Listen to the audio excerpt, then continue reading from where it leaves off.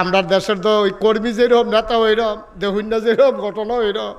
তা আমরা এক নেতা সোহে কম দেখে, এই সোহে কম দেখছে পরে তখন নেতা এলাকা দিয়ে যাইতে হইলে অনেক রাস্তাঘাটে মানুষ দেখলে যদি আতনা লাড়া দেয় তো নেতাগিরি থাকবো, আমার কথা না, নেতাগিরি থাকবো। তো নেতায় যে সোহে কম দেহে ওখান ড্রাইভারে কইয়া রাখছে রে আমি তো মানুষ টানুষ আন্দাজ করতাম পারি না, কখনো মানুষ সোহে তো কম দিহি ফর্দা ফুরে গেছে গা। তো তুই একটা কাম করিস, যেখানে দেখবি মানুষ বেশি তুই গাড়ি ধরেন দিস, তখন আমি বুঝাম মানুষ বেশি, জানালা খুললে আতলারাম। কথা বুঝছেন আপনি? আহারে এটা আহেন না, এটা লয়ে কিতা শুরু করছেন আপনি?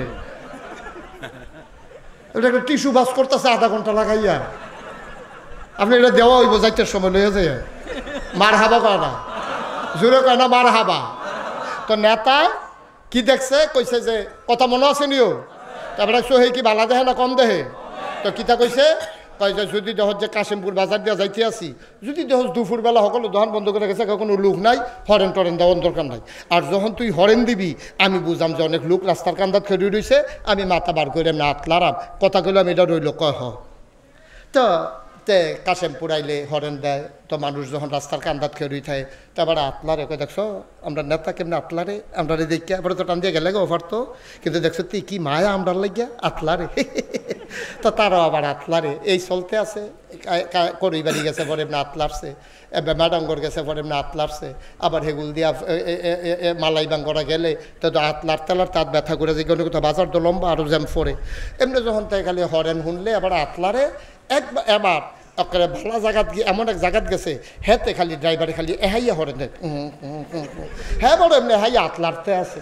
তারপরে আতলারতে আছে পরে এবার আট কাজি গেলিছে কি তারে এত লুকাইলো করতে হেন তুই যে হাইয়া হরেন দিতে আস, কয় আপনার কি এখন আতলারছেন? কয় কয় আমি কি মানুষ দেখে হরেন দিছি? কয় কিতা? কয় রাস্তার দুইটা কুত্তা ছাড়ে না, রাস্তা আমি হরেন দিতে আছি, আপনি আতলারেন ঘুরতে না।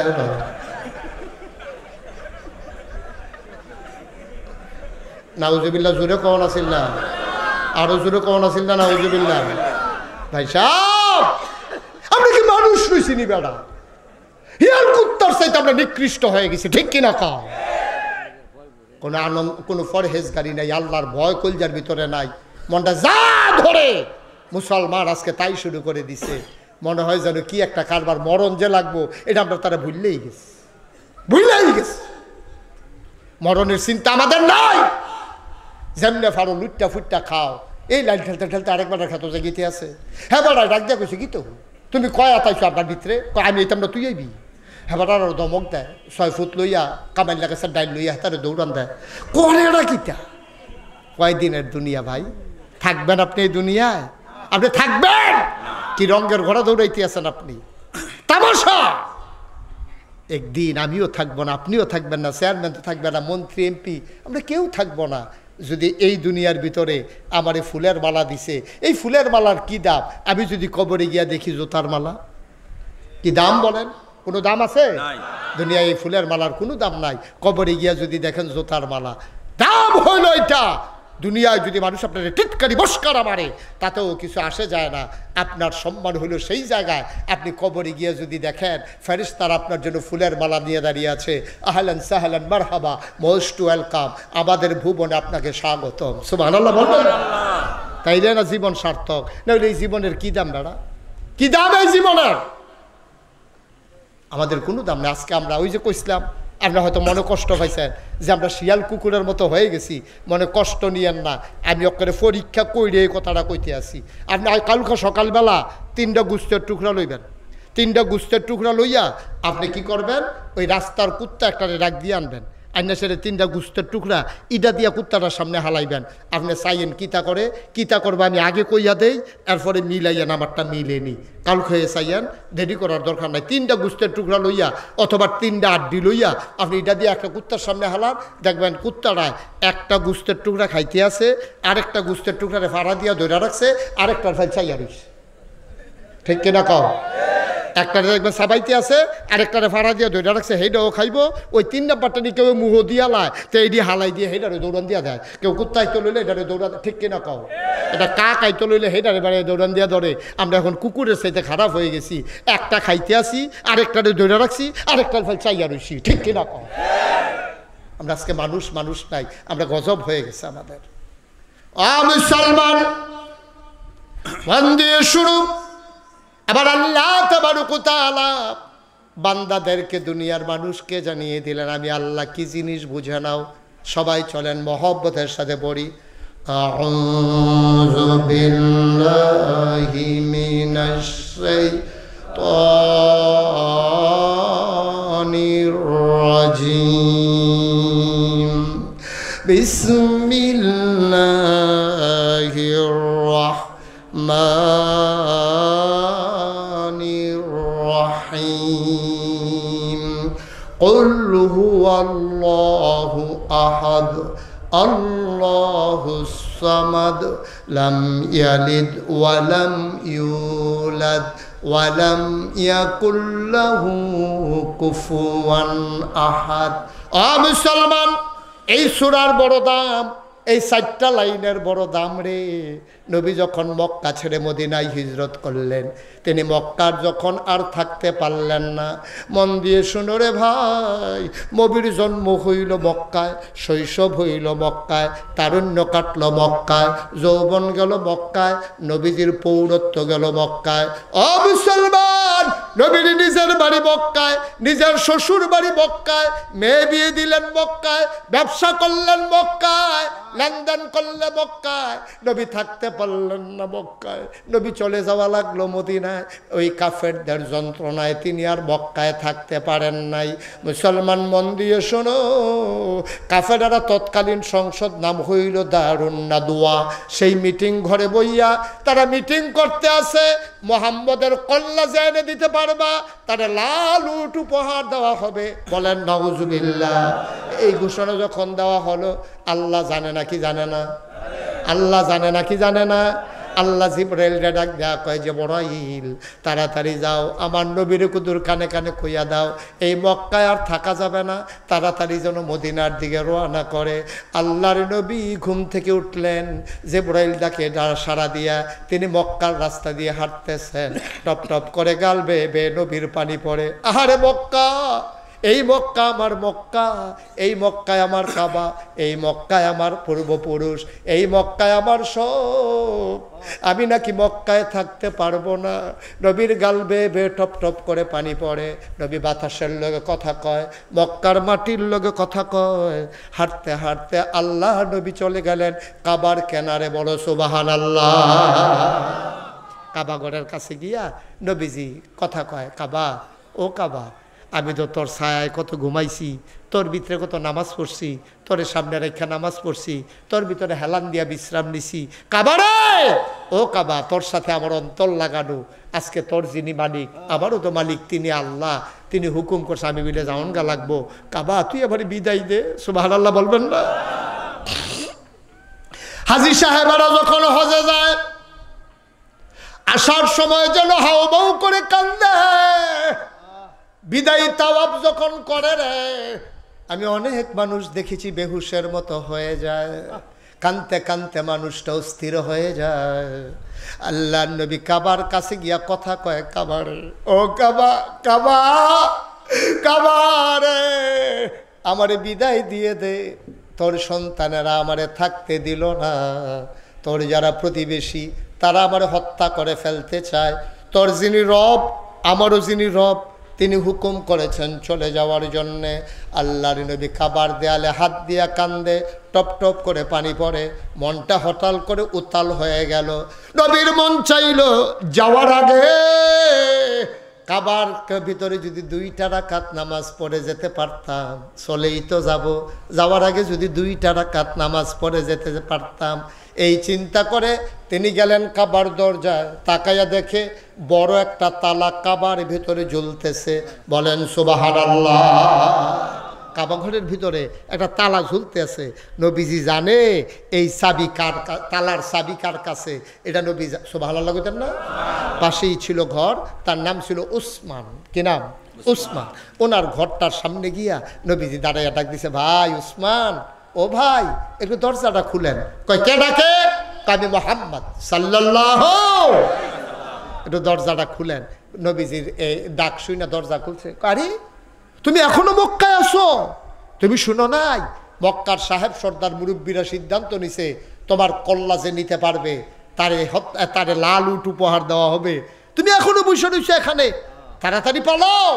নবীজি বলছে, ভাই তোমাদের কাছে যেই খবর আছে এই খবর আমার কাছেও আছে, আল্লাহ আমারে জানাইছে। সুবহানাল্লাহ বলবেন না? ভাই আমি চলে যাব, এই রাতের আধারেই চলে যাব, কেউ জাগার আগেই আমি চলে যাব। আল্লাহর নবী ডাক দেয়া তো উসমান, উসমান তোমার কাছে কি কাবার চাবিটা নাই? ওসমান কয়, হ্যাঁ আছে। কয়, দয়া করে দরজাটা একটু খুলে দাও, যাওয়ার আগে 2 রাকাত নামাজ পড়ে যেতে চাই। ওসমান ডাক দেয়া কয়, সিদ্ধান্ত হয়েছে, তোমার জন্য কাবার দরজা চিরতরে বন্ধ, তোমার জন্য কাবার দরজার খোলা হবে না, তুমি চলে যাও। কাফেরা এই মক্কার যুবকেরা পাইলে তোমার আস্ত রাখবে না, তুমি তাড়াতাড়ি চলে যাও। আল্লাহ নবী কয়, ভাই তুমি দয়া করে চাবিটা দাও, 2 রাকাত নামাজ পড়ে যাই। কয়, না তোমার চাবি দেওয়া হবে না, তোমার সিদ্ধান্ত হয়েছে তোমার ব্যাপারে, তোমার চাবি দেওয়া হবে না। হযরত নবী করিম সাল্লাল্লাহু আলাইহি ওয়াসাল্লাম তিনি ডাক দেয়া কয়, ভাই কেউ তো জাগনা নাই, নিথর নিস্তব্ধ পৃথিবী, সবাই নাক ডেকে ঘুমায়, তুমি চাবি দিলে কেউ দেখবে না, নামাজ পড়ে আমি চলে যাব, আমিও কারো কাছে বলবো না, আমি তো বলার সুযোগই পাবো না, দয়া করে চাবিটা দিয়ে দাও। পাখিগুলো আপন নিরে ঘুমিয়ে পড়েছে, গরুগুলো গোয়াল ঘরে ঘুমায়, বেওয়ারিশ কুকুরগুলো নিরাপদ আশ্রয়ে শুয়ে আছে, শিশুরা মায়ের বুকে মুখ রেখে ঘুমায়, প্রিয়তম স্বামী প্রিয়তম স্ত্রীকে নিয়ে ঘুমায়, কেউ জাগনা নাই, দয়া করে চাবিটা দাও, দরজাটা খুলে দাও, 2 রাকাত নামাজ পড়ে যাই। আল্লাহ নবী কাঁদতেছেন, কিন্তু কাফের ওই উসমান চাবি দেয় না। এবার কাফের উসমান যখন নবীজি হাত ধরে ফেলছেন, ভাই চাবিটা দাও, 2 রাকাত নামাজ পড়ে যাই, উসমান হাত লাড়া দিয়া নবীরে ঝাড়া দিয়া ফালাইয়া নবীর গলার ভিতরে হাত দিয়া এমন জোরে একটা ধাক্কা মারলেন, আল্লাহর নবী উল্টাইয়া মরুভূমির বালুর উপরে পড়ে গেলে। বলেন নাউজুবিল্লাহ। ধুলায় বালিতে মাখামাখি আল্লাহর নবী উঠে দাঁড়ালেন, পাঞ্জাবির ভিতরে বালি লেগে গেছে, চুল মুবারকের ভিতরে বালি লেগে গেছে, দাড়িগুলো তার উস্কো খুস্কু। আল্লাহ নবী ডাক দেখো, ওসমান তুমি কার গলায় হাত লাগাইছো? তুমি চিনতে পারো নাই, তুমি বুঝো নাই কার গলায় হাত লাগাইছো? আমি কি অন্যায়টা করছিলাম, আমি কি অপরাধটা করছিলাম যে এই কারণে গলায় ধরে ধাক্কা মারলা? ওসমান রে, মক্কায় কোনোদিন আমি মুহাম্মদের কাছে আইসা কোনো মানুষ খালি হাতে যায় নাই, আজকে না পারলে কালকে দিছি, আমি কোনোদিন কাউরে খালি হাতে বিদাই নাই, কত মানুষ আমারে গালি দিছে, আমি কোনোদিন গালির জবাব দেই নাই। তোমাদের আবু জাহাল আমার মাথার উপরে উঠান নারী বুড়ি চাপাই দিছে, আমি প্রতিশোধ নেই নাই, আমারে চাদর পেঁচ দিয়া ফাঁসি লাগাইয়া মারে ফেলতে চেয়েছে, আমি জবাব দেই নাই।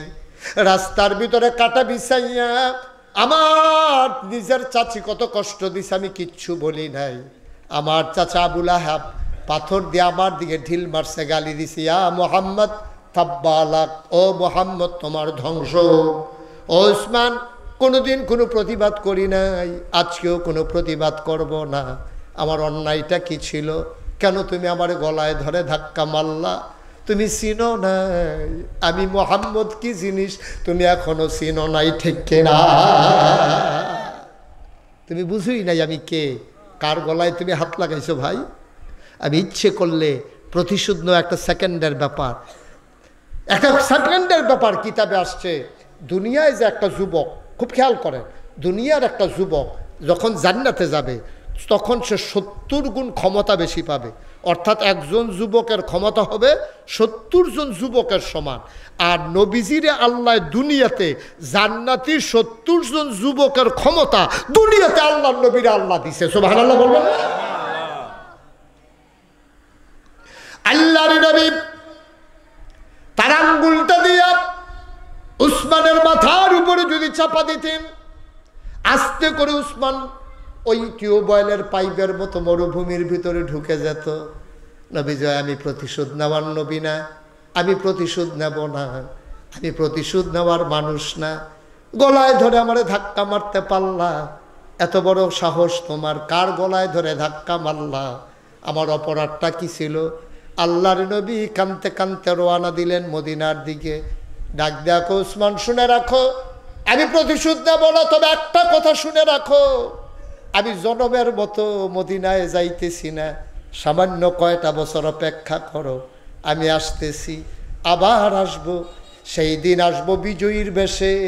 আর আজকে চাবির জন্য গলায় ধরে ধাক্কা মারছো, সেই দিন চাবি দেওয়ার জন্য তুমি আমি নবীর পিছনে পাগলের মতো দৌড়াইবা। কয়টা দিন অপেক্ষা করো, আমি আসতেছি, সামান্য কয়টা বছর গেল। এই দুইটা ছেলের একটু বসাই দেন তো, ছেলেরা বসো, আমিন কর, জুড়ে কর, আরো জুড়ে। এবার নবীজি সামান্য কয়টা বছর গেছে, 10,000 সাহাবা নিয়া, কয় হাজার, কথা বলা, কয় হাজার, 10,000 সাহাবা নিয়া নবীজি মসজিদে আয়েশার কাছে দিয়া, যেখান থেকে বাংলাদেশের মুসলমান দ্বিতীয়বার উমরা করতে গেলে যেখান থেকে আপনার এহরামের কাপড় বাঁধে, ওই জায়গা দিয়া নবীজি 10,000 সাহাবা, কয় হাজার, 10,000 সাহাবা উটের পিঠে, ঘোড়ার পিঠে সবাই মিলে আগাইতেছে, সবার সামনে নবীজি, সুবহানাল্লাহ কয় না? এর আগে একজন রাহাবার পথ দেখাইয়া দেখাইয়া ঘোষণা দিতে আছে, আর নবী মক্কার দিকে ঢুকতেছে। মসজিদে আয়েশার কাছ দিয়া আয়েশা ঢুকছে জান্নাতুল মাআল্লা, যেখানে আম্মাজান খাদিজার কবর, সেই কবরের কাছে আয়েশা নবী চুপ মেরে দাঁড়িয়ে গেছেন। সুবহানাল্লাহ বলবেন না? জোরে বলবেন না সুবহানাল্লাহ? কবরটার কাছে আইসা, জান্নাতুল মাআল্লা কবরটার কাছে আইসা নবী চুপ মেরে দাঁড়িয়ে গেলেন। এখন নবী সামনে, এখন যখন নবী দাঁড়িয়ে গেছে, 10,000 লোক পিছনে কি চলতেছে না থামাই গেছে? থাইমা গেছে। সবাই যখন থেমে গেছে, সবাই চিন্তা করলো কি রে, কাবা করতো আরো সামনে, নবী এখানে থামলেন কেন? মুরব্বীরা কয়েকজন আইসা দেখে নবীর গাল বেয়ে বেয়ে পানি পড়তেছে, মাথাটা নিচু হইতে হইতে থুতনি মুবারক ওনার সিনা মুবারকের সাথে লেগে গেছে, বুকের পাঞ্জাবিটা ভিজে গেছে চোখের পানি দিয়া। সুবহানাল্লাহ বলবেন না? অথচ মক্কা বিজয় হইতেছে, সেই কাঙ্ক্ষিত বিজয়, একটা হট্টগোল নাই, হই হুল্লাস নাই, একটা ককটেল ফুটে নাই, একটা আপনার কি বলে আপনার একটা বোমা ফুটে নাই, একটা কিচ্ছু আওয়াজ হয় নাই, কেউ একটা আপনার কি বলে বাচ্চারা যেমন করে বেলুন ফুলায়, আনন্দ করে, ফুর্তি করে, কোনো শব্দ নাই। নবীজি কাঁদতেছেন, আর পেছনে 10,000 সাহাবা লাইন ধরে দাঁড়িয়ে আছেন। মুরব্বির আয়েশাকে গুস্তাকি মাফ কর দিজিয়ে, বেয়াদবি মাফ করবেন ইয়া রাসূলুল্লাহ, আপনি এমন করে কাঁদতেছেন আর এখানে দাঁড়িয়ে গেছেন কেন? কাবাঘর তো সামনে। সুবহানাল্লাহ বলবেন না? আল্লাহর নবী মাথাটা আস্তে করে উঠালেন, গাল বেয়ে বেয়ে নবীর টপ টপ করে পানি পড়ে। আল্লাহর নবী ডাক দেয়া কয়, সাহাবারা শুনো, আজকে মক্কা বিজয় হইতেছে। এই মক্কা বিজয়ে সবচেয়ে বেশি যেই মানুষটা খুশি হইতো, এই মানুষটা হইল তোমাদের আম্মা খাদিজা। সুবহানাল্লাহ কয় না? কতবার কেঁদেছে, দোয়া করেছে। আজকে ঠিকই মক্কা বিজয় হইতেছে, আজকে তো খাদিজা দুনিয়াতে নাই। আমার খাদিজার কথা বড় বেশি মনে পড়তেছে। তোমাদের আম্মা খাদিজা, এই মহিলাটা ইসলামের জন্য কি না করছে রে, ও সাহাবারা কি না করছে এই মহিলা। 53 নবীজি যখন 55 বছর বয়স মহিলার, তোমাদের আম্মা খাদিজার যখন 55, তখন আমার বয়স 40। প্রতিদিন সকালবেলা বিকালবেলা ওই হারা গুহায় তোমার আম্মা আমার জন্য রুটি আর গোশত নিয়ে যাইতো। কত কষ্ট করেছে তোমাদের আম্মা ইসলামের জন্য, নিজের টাকা পয়সা সব আমার হাতে আইনা উঠাই দিছে। তোমাদের আম্মা বারবার চেয়েছিল মক্কার মানুষগুলো যেন সবাই মুসলমান হয়ে যায়। আজকে সবাই দল বেঁধে ইসলামে আসতেছে, কাফের বেদিনেরা পালিয়ে গেছে, যার যার ঘরে ঢুকে গেছে, অস্ত্র ধরার সাহস কারো নাই। মক্কা ঠিকই বিজয় হইতেছে, কিন্তু মানুষটা আর তোমাদের মাঝে নাই।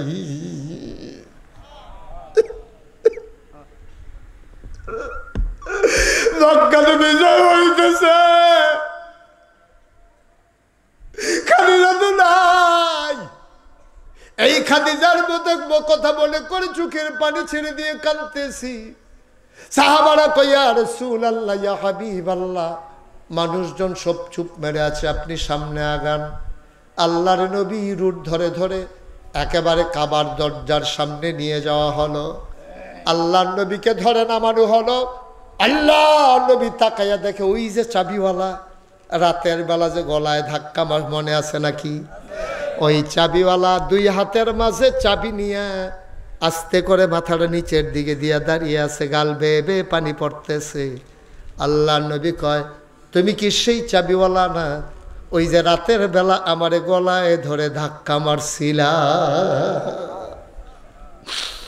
চাবিওয়ালা কয়, না আমি সেই চাবিওয়ালা না। আমাকে মিথ্যা বলবা না, আমি আর চোখ ভুল করতে পারে না। তুমি সেই চাবিওয়ালা, আমার গলায় ধরে ধাক্কা মারছিলা, তুমি সেই চাবিওয়ালা। চাবিওয়ালা কয়, না না না, আমি সেই চাবিওয়ালা না। কয়, বলে কি মিথ্যা বলতেছো? আমার চোখ কি ভুল করতেছে? চাবিওয়ালা আবার কান্দে আর কয়, ইয়া রাসূলুল্লাহ ইয়া হাবিবাল্লাহ, যে আপনার গলায় ধরে ধাক্কা মারছিল সে ছিল কাফের, আর আজকে যে চাবি নিয়ে দাঁড়িয়ে গেছে সে অনেক আগেই মুসলমান হয়ে গেছে। আল্লাহর নবী বললেন, দরজা খুলে দাও। দরজা খুলে দেওয়া হলো। আল্লাহর নবী কয়, চাবিওয়ালা কই? ওসমান কই, ইয়া রাসূলুল্লাহ লাব্বাইক, আমি এখানেই আছি। আল্লাহর নবী কয়, এই নাও চাবি। আমি চাবি দিয়া কি করব? তোমার কাছে চাবি আমানত, কিয়ামত পর্যন্ত তোমার বংশের মানুষের কাছে আমি চাবি আমানত রেখে গেলাম। আজও ওই ১৫০০ বছর আগে যেই মানুষটির হাতে চাবি ছিল, ওই বংশের মানুষদের হাতে আজও কাবার চাবি আছে। সুবহানাল্লাহ বলবেন না? জোরে বলেন সুবহানাল্লাহ। ভাই, ইসলাম বড় কষ্টের ইসলাম। হ্যাঁ, আমার আজকে মনে পড়ে গেছে, মাহফিল তো ঠিকই হইতেছে, কিন্তু যেই মানুষটা আমার জন্য, আমাকে আনার জন্য অস্থির ছিল, সেই গিয়াসউদ্দিন হুজুর আজকে আর নাই। এই তো জীবন। আজকে আপনা আছি, কালকে হয়তো আমরা থাকবো না। গিয়াসউদ্দিন হুজুর ছিলেন, হুজুর নাই। এই স্বপ্নের মাদ্রাসা, মাদ্রাসার কাজ ধরে ফেলেছে। আপনাদের এই মাদ্রাসার জন্য আমরা সবাই মিলে দোয়া করব। দয়া করে একটা লোক উঠবেন না, আমরা সবাই মিলে দোয়া করব। আমার মন সাক্ষী দিয়েছে, আজকে ৩২ বছর মুশতাক ফয়েজি মাহফিল করি, মাহফিলে কদম দিলে মাহফিলটার ওজন বুঝি। আজকে আমার মন সাক্ষী দিয়েছে, আজকে আপনাদের ইয়াকুবপুর মাদ্রাসার মাহফিল আল্লাহ কবুল করে নিয়েছে। সুবহানাল্লাহ বলবেন না?